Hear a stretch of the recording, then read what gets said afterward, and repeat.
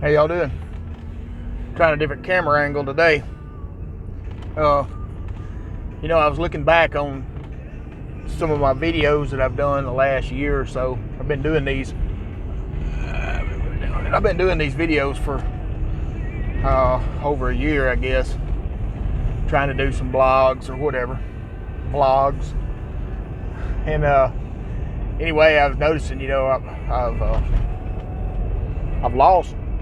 I've lost over 40 pounds, and I'm planning on losing a lot more. But I look back on some of the videos today, and I can really tell the difference. But anyway, that's neither here nor there right now. I want to tell about. I talked about it in my last vlog about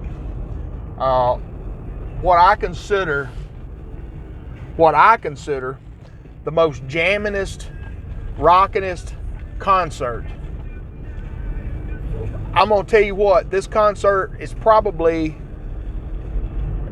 number one. I'm just gonna have to tell you. I started to say it's in the top three, but I'm gonna have to say it's probably number one. The best I remember it's probably number one. And I don't know the exact year. Sorry. It was probably 89 or 90. Somewhere in there. It was before me and Lori ever met, and we met the first of 91 or the end of 90.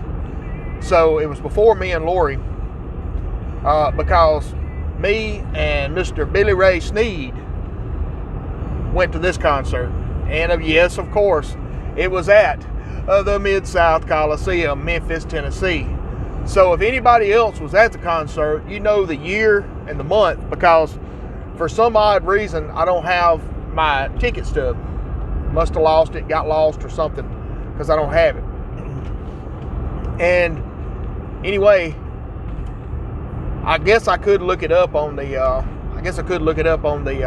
The Mid-South Coliseum has a archives you can go back and look at and see who played and what dates and stuff like that. So I guess I could go back and look at that, but I hadn't done it. Anyway, I'm gonna tell about it anyway.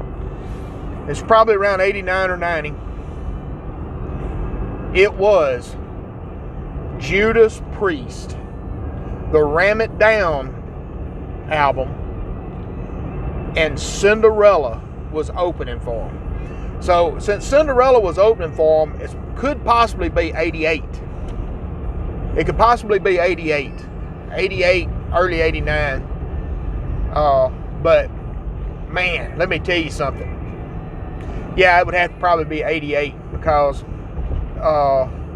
Cinderella headlined in 89. Anyway,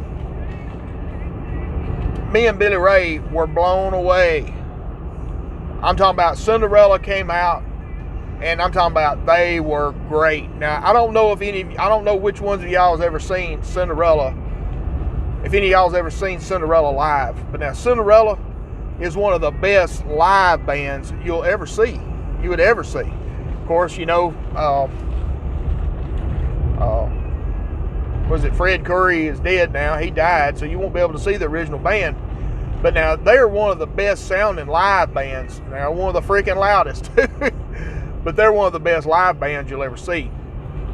And anyway, they were really good, man. I'm talking about they were jamming it. And then to follow up with Judas Priest. Now, you're going to have to realize Judas Priest was my first experience. Their music was my first experience with heavy metal music. And, of course, you could probably guess what album it was that I bought.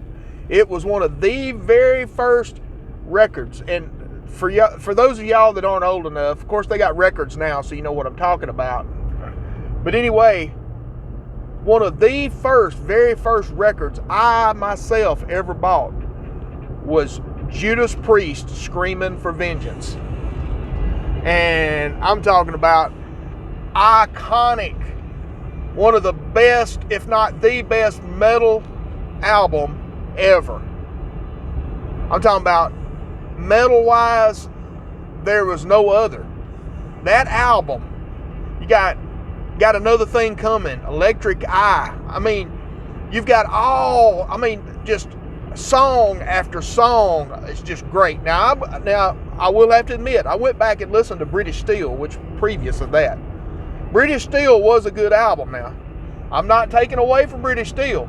I'm just telling you, my first experience with a heavy metal was the Screaming for Vengeance album, because I didn't know about British Steel until after I done had the Screaming for Vengeance album.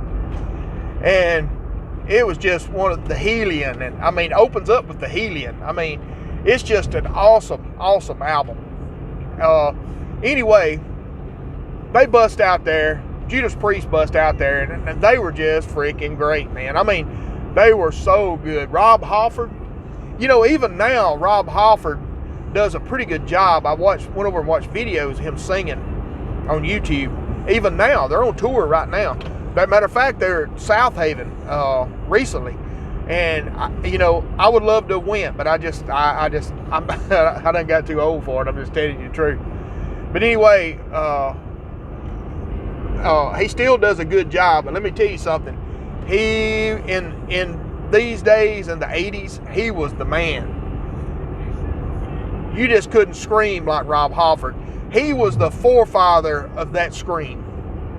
Of that heavy metal scream, he was the forefather of it. He was the man. Now, some people might say Robert Plant, but Robert Plant's a different genre for me. I never was a real big Led Zeppelin fan, and that's a different genre. I'll say it right in a minute for me. So when you step into heavy metal, Rob Halford was the man. And, well, he still is. He, gosh, think about it. I mean, he's in his 60s. I mean, anyway, man, they come out and they're freaking jamming. I'm talking about jamming. And they do, and they even he rides the Harley out. He's always done that. Always rode the Harley out. I forgot what song. I don't know if it's Breaking the Law or whatever, but he rides the Harley out, takes the whip, he kicks the Harley over, and he whips it with the whip and all that kind of stuff. And I mean, they were just freaking awesome, man. And then I had this peculiar experience that I never had before. Because remember now, at this time, I had long blonde hair. I was thin, had long blonde hair. And me and Billy Ray was standing there, and Billy Ray had binoculars. And I'm from Etowah County. I didn't have no binoculars. Anyway, Billy Ray had binoculars. And I was looking through the binoculars. I was looking at Rob Halford with those binoculars, watching him and everything. Rob Halford turns and looks at me and goes like that at me. And I was like, I couldn't believe that Rob Halford had done picked me out of the crowd. Me looking at him with those binoculars. Me and Billy Ray just looked at each other. So if you don't believe that happened, you can ask Billy Ray.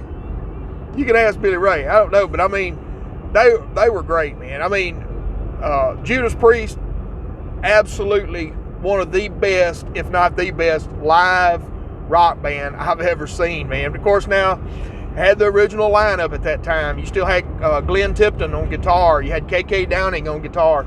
And at that time, man, they were just on. They were just on. I mean, it was just, Ian Hill on bass, and I forget the drummer's name. But, of course, Ian's still with them. But, he's the only one. Him and Rob's the only ones left now. Glenn's got, is it Parkinson's or something? He has something. He can't hardly play anymore. But anyway, man, they were just so awesome, man. I mean, they were just like the album, and they were just killing it, man, killing it. We were amazed with them. And it goes down because we headbanged all the way through Cinderella and all the way through Judas Priest, man. I mean, we were just blown away by them. It absolutely was. And if anybody out there was at that show, comment down below or send me a message. Comment about it, because let me tell you something. It was a great concert. Now, Johnny Holland, you may have sold me the tickets. I don't know.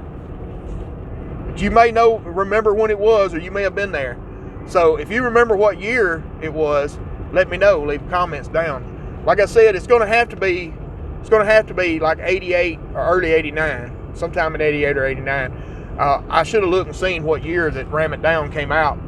But, man, that was one of, and I'll have to admit now, the Ram It Down album wasn't my favorite album. It was a good album. Anything Judas Priest has put out has been a pretty good album, but it is hard to compare anything else they did to the Screaming for Vengeance album. I mean, it is hard. I could not imagine have written the songs on Screaming for Vengeance and got it recorded and got it out, and then say, okay, let's do something better. You know, they topped British Steel. They topped the British Steel album with Screaming for Vengeance. They topped it. But to top Screaming for Vengeance, I don't see how you could do it. I don't see how you could do it. So anyway, I just wanted to tell that little story this morning. I know I'm elaborating, making it a little bit longer than it had to be, but I just love talking about, look, the late 80s and all through the 90s was some of my favorite years as far as going to concerts and everything, because the world's things aren't anywhere close to that anymore. And I remember so many good times that we had without worrying about politics and all those things, wasn't concerned with it. And we had such a good time then. There were so many times, now not to say there wasn't some bad times, you know, most of them were self-inflicted, but we had such good times then. Not saying we can't have good times now, but every one of y'all know, the older you get, the tougher it gets. This has been another segment from the Steering Wheel Commentator. Don't forget to like. Don't forget to subscribe. Don't forget to share it. Don't forget to hit that notification bell. And we'll see y'all next time.